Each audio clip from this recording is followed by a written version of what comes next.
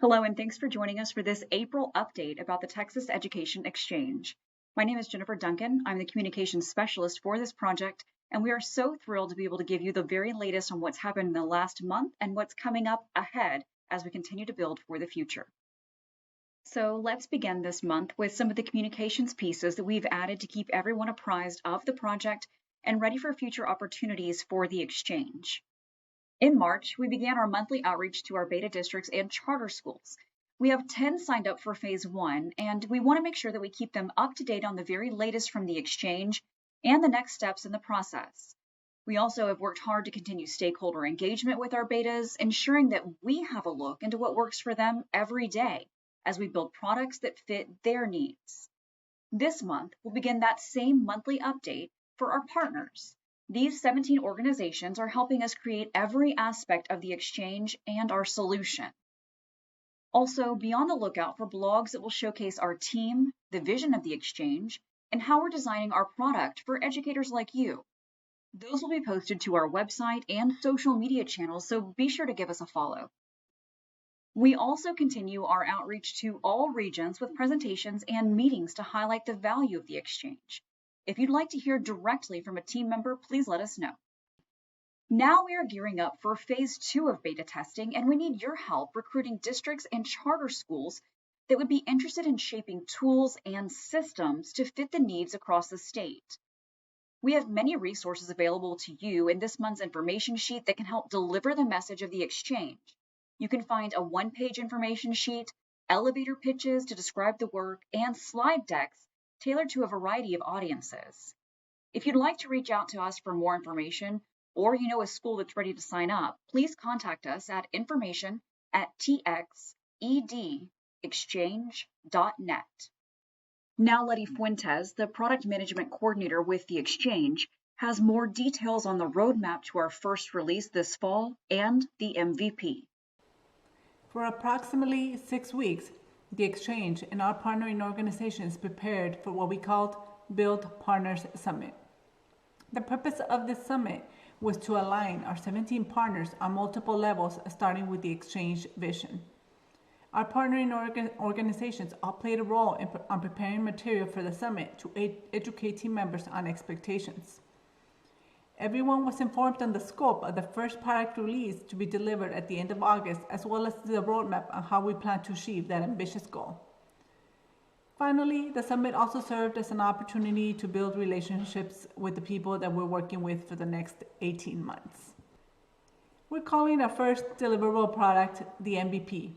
That stands for a minimal viable product.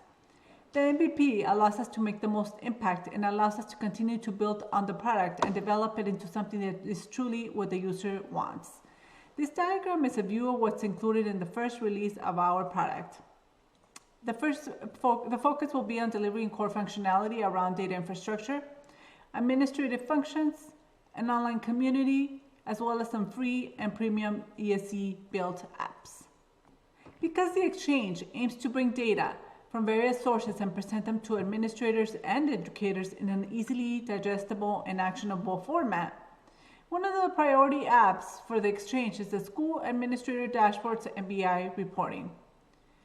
With this app, school administrators will be able to answer various questions around attendance, discipline, behavior, enrollment, courses, grades, and assessments.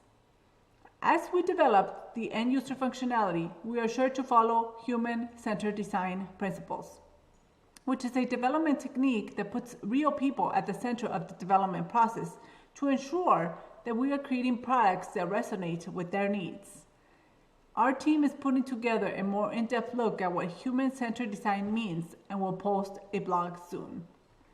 Our MVP will be released September 1st, and subsequent releases will focus on expanding marketplace applications, providing LEAs ways to leverage data infrastructure for local reporting needs, and making onboarding, training, and support processes for ESCs scalable. Dr. Jeff Goldhorn joins us to talk more about the exchange and his experience with technology updates throughout the state from Region 20. Dr. Goldhorn, we're just curious about what excites you the most about the exchange moving forward. For a long time, we've heard that we're data rich and information poor. And I think with the Texas Education Exchange, we have an opportunity to become data rich and information rich, both. The fact that we're moving to an EdFi standard for APIs really excites me.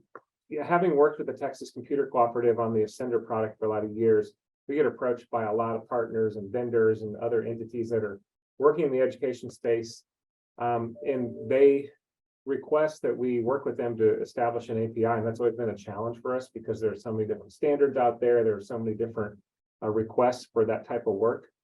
And I think this opportunity provides such a great service to the schools that we serve, in that if they're using other technology applications that need to interface with their student information system or their business information system, this really makes that a lot easier for us to do on our end and much more efficient for us to do. And it lets those other partners and vendors know what the standard is and kind of what the rules of the game are if they want to engage with Texas LEAs. So with that, the types of things that I'm hopeful for and I believe will happen as this thing evolves is this whole idea of custom dashboards, where you can really think about the role of the end user and have a dashboard with actionable data, regardless of your role in the school. So you could be a teacher, you could be a PEIMS coordinator, a school administrator, a superintendent.